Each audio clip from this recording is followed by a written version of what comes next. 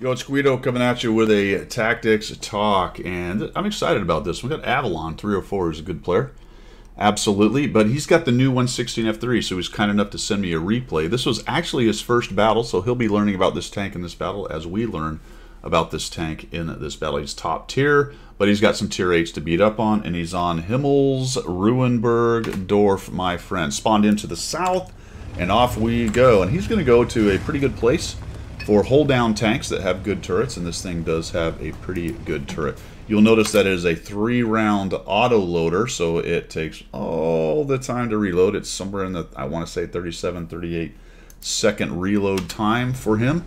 Based on what I could tell, you won't be able to see that on the replay because it doesn't show you the timing. Kind of a pain in the butt. I should have added that to my Watt Needs Fixing.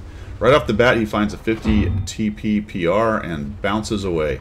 And then he finds the Centurion AX, which is hanging out in a pretty good Centurion AX spot, although Avalon's going to abuse him a little bit after he takes a little abuse. We'll talk about the armor as we go here, and Avalon's looking for ways to get shots. Puts a shot on him and bounces, unfortunately, on the angled turret as the turret was turning. Looks like, anyway. This dude comes out, and oof. All right, we took a hit. So hold on a minute. What the heck just happened? We got shot right there. Well, right into that spot. And the AX is looked down. Let's take a look at that because it's the right side of the tank. Correct? Right. Well, check this out. We come over here and we take a look at the armor profile for this particular tank, the 116F3, and look at that little spottage right there. So there are some angles, depending on exactly what the angle was, and it looks like it came slightly from that way, where you've got some fairly weak, relatively anyway, certainly as opposed to this, spots. So that commander's hatch and these sections right in here, and if you look at it straight on, actually, it doesn't take a whole lot of higher altitude before you get this little, it's almost like the police bar on the E100 right there. You've got this kind of thin, relatively lower thickness of 200, 230, that kind of stuff, and of course the hatch, which is even less. So this is a bit of a weak spot, and even a little bit on the other side of it, on the top of the turret. So the Centurion's able to kind of take advantage of that, maybe an angle something roughly this angle or so, and look down. So I don't know if it was that look down, but it might be right about there. So you can see that that's how he got ganked right there. So learning as we go, we'll get back to the game and see what happens. As I was watching this, we're gonna see a situation here that's, I think, a good one for everybody to learn about this position. There is a place where you can be hit right here if you're not careful. So he's kind of rocking back and forth. He decided to go and reload. Notice, as I said, it is an auto loader, not an auto reloader, and he has to wait a whole long time. We could probably time it, and then I'd know how long it is, but you know what it is? Long. Okay? It's long. And everyone's bored as we're waiting. I could edit it, but I wanted you to get the full feel. Alright, so boom. Oh my gosh. What in the actual heck? Just abuses the TPPR. What do we have? We've got 266. May have got to the ring, may have actually got into the hole. Alright, this is the position that I was worried about as I was watching our hero Avalon hang out right here. And he's about to find out why sitting here is a bad idea. Oh, no, he's going to do it in a second. He'll back out. Gets lit. Oops. Son of a bisquick.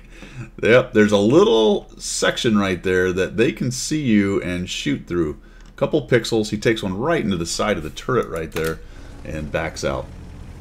So he's lost a couple hit points, roughly half of his hit points. He's going to back out. He's got 2 shells. We've done 560 damage, 1,270 bounce, and he's going to come over to here. Maybe take a peek and see if we can do something from here. Probably not, yeah. That seems like a good spot. It just doesn't have any angles you can get shots with, and he does get lit doing it. His guys up in the village up top are doing a good job, so we really aren't too rushed down here. And that being said, oh, look at this. We have a Tortoise. Long zoom in. Look at this. Take a while to him in. But he gets that shot, bounces the tortoise shot while moving and scooching around. Goes right into the hole. There's that top hole. That weak spot right there on the PR. Just abuses that guy. Notice he puts the gun up to try to block as best he can the turret right there, in case somebody's trying to get into the top part. And now we're back into a long reload. Long reload, long game. This one's going on for a while. That is to this tank's benefit. If you're going to do a lot of damage in this tank, you need to do a lot of reloads. And the reloads are lengthy. So as long as you're not being pushed and harassed and you have time to get these long reloads going, you can then parlay that into 530 alpha blaps into people. The Tortoise is going to come out here and he's going to regret this post-haste. He's sort of sitting right there and we've got all 3 shells ready for him. And oops, we eat another shot in that silly little V. So be careful with that one, guys. It kind of sucks. It kind of sucks that they have those shots right there, but they do. Bounces one, and ooh, okay, RNG said, how about this? Actually, Dispersion said that, but whatever. And we get a pen, and we get some damage. Very nice. We're still just shooting AP, by the way, folks. We're not bothering with going into the APCR. That's pretty good pen. 266, if that's what it was, as I recall, is not bad. And he's just sort of dueling with this Tortoise. Now he's got 1 shell. All right, do we sit around with our 1 shell? Tortoise has kind of disappeared. Do we force a reload? Yeah. And maybe he probably thinks right now, I wish I'd have held that shell. I could have poked out, taken 1 shot, and then gone into my reload. But that's part of the art of when to reload when you're talking about autoloaders. It really is. Sometimes you can't know. Hindsight's 20/20. If he'd have known the IS-7 was about to put his side right there, he might have taken a chance to take a poke at him and then go into the reload, but not bad. Good news here is he's about to get all 3 of his shells. And I can see he's getting antsy because I do the same thing. You're like, come on, reload, dude. I want to pop out there and abuse this IS-7 if I can. Come on, reload. And he's going to start moving. And right here, all right, 2 things about this. First, he's moving forward when he's about reloaded so that when he pokes around, he's reloaded and can take his shot, right? He's not going to waste any time. Number 2, because of this position, you don't want to poke up here and let him know you're there before you're reloaded. Because if you go up there and get lit, which you will, and then start rocking back and forth trying to wait for your reload, he's going to take the opportunity to get out of the way. So he wants to do everything in one fell swoop. Come out here and go, oh, hi, Mr. IS-7. How about this one? You like that? And the IS-7 said, nope, I do not like that. And then the Centurion made a appearance. Now this is just dirty right here. If this is the one I remember, this is just dirty. I think he's trying to tempt him to shoot into the side of his turret, maybe. If he can get that guy to bounce. Also, he wants the front of the turret. Yeah, there you go. So he wants to back out of that hold. See that? The Centurion actually took the shot. That was actually great. He put his turret straight towards the AX, put his gun up, and pulled out, so to speak, and the Centurion took the bait. Tried to go for a stab at that guy. Now, Centurion, this is dirty right here. Oh, that is just... All right, also notice the position he's using now. He actually got the guy, baited the guy to shoot. He's not over to the right where the V is. That is exposing him a little to the left, but he's also got his turret straight on, so playing the position really nicely right now. He's going to back out past those little nick and notches, areas, stuff. Kind of hoping the Tortoise is going to make a little peeky poke, but he doesn't seem to be. He's going to push right in here, see if he can get a shot on the... Well, where'd he go? Where is Mr. AX? Well, let's think about it for a minute. Things are not going so good for his team. They're stuffed into the corner. The battle over on the village off to the east side has finally concluded, and they're finally coming around and starting to get a crossfire on them. So there's a good possibility the AX is bailed, although he just appeared right there. So we'll see if we can get another dirty shot on him. Oh, man, right into... Oh, brutal. Brutal. And pretty quickly, he's going to jump off of that little perch there. This was an interesting decision coming up for me from Avalon. He's going to push across. I mean, I don't know. This is the more aggressive move. He wants to get up there and start using his gun and get in their face and start taking guys out. Then he has options to push in and go for flanks and all that good stuff. But there's still quite a few tanks. And really, it's an even game at 8-6. There's an advantage green, I think, by positioning. But numbers-wise and hit points-wise, it's fairly even though they're up by 2 tanks. That is an advantage right there. But I feel like if they all get stuffed up here onto this side, that they're going to have guys come around the corner of the church right there. And that's kind of what happens here momentarily. So a little bit surprised. We're getting all 4 of our tanks in here, though the T-95 sees it. We don't quite get reloaded in time to do anything. So Avalon's trying to figure out how we're going to make this happen. Then he notices the E100 behind him. Centurion's not pushing out, gets a little spin, and gets out of there just in time. Now we're going to go try to deal with this E100 who's about to nuke the Scorp G. E100 is on a reload. Fairly long reload on that tank. I believe he's running the large gun based on the sound that I heard. But he does a really smart thing, and he digs himself into that hole right there, which is going to be difficult to deal with.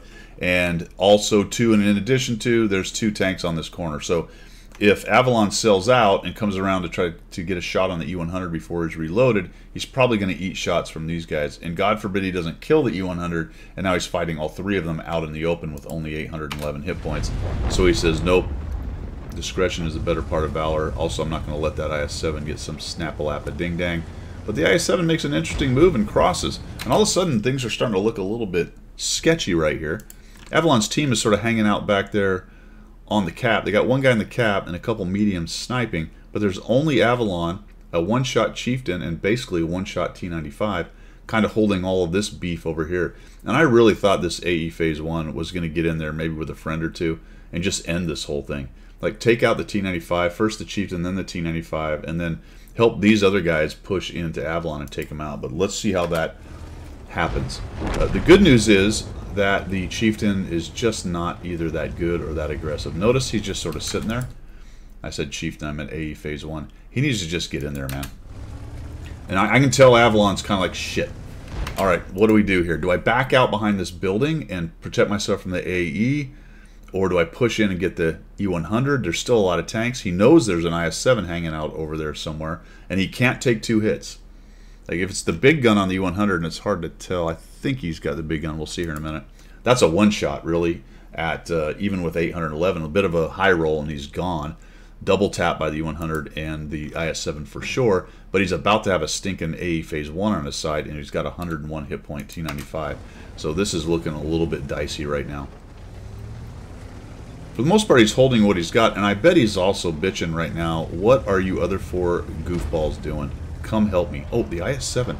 Very interesting. So the IS-7 is worried about the cap. So there's that cap pressure coming in, 31 seconds. So this is really a bit of a chess game right here, right? And I think the one piece that could have made a big difference for the purples is if that AE Phase 1 just went around there. Right? Yes, there's a 3-round autoloader right here, but let's say the AE Phase 1 goes around, kills the T-95, even if he takes a hit. And Avalon turns towards that guy because he kind of has to. Now you free up the E100 to push in. Lots of possibilities here, but good news is the AE Phase 1, he wants to save all of his 1,800 hit points. He just doesn't want to lose any of them. He doesn't want to lose any of those hit points. That's a good kill. Oh, now he finally figured it out. Here he comes. Avalon says, all right. Nope. Oh, look at that. That's just fantastic gameplay right there. He started to turn. Saw the E100 backing out, maybe looking to push him or get a shot, so he held what he had. Watch him with his camera work. E100, what's he doing? Okay, yeah, all right, let's go ahead and just do a little... Boop. You chose poorly. E100, AE Phase 1 gets lit on fire, somehow has been unable to kill the T-95, is still burning, burning, burning. Avalon comes around and doesn't get the last shot. Eats one more shot, but doesn't take any hit points of damage. And then we get the cap victory. But all that's left anyway is the AE Phase 1 with 523 hit points. Fantastic game, man. Thanks for sending that in. That's a great one for everybody to learn quite a bit from. Go ahead and chuck anything else you got down there in comments. Avalon, anything I missed or got wrong, that's all good. Go ahead and let us know what the thought process was and what was going on there. So that was actually really good for learning for everybody. A high-skilled player playing at a high level and really doing a nice job. And what's great about it is this is a tank. This is his first game in the tank, right? So he's using base level World of Tanks skills, autoloader knowledge, tier 10 knowledge, and even though it's a brand new tank to him, ends up with a pretty nice 4,150 damage game, bounce 3250, and I expect it's only going to get better for him from there. Thanks for tuning in, everybody. I appreciate your support of the channel as always. We will see ya.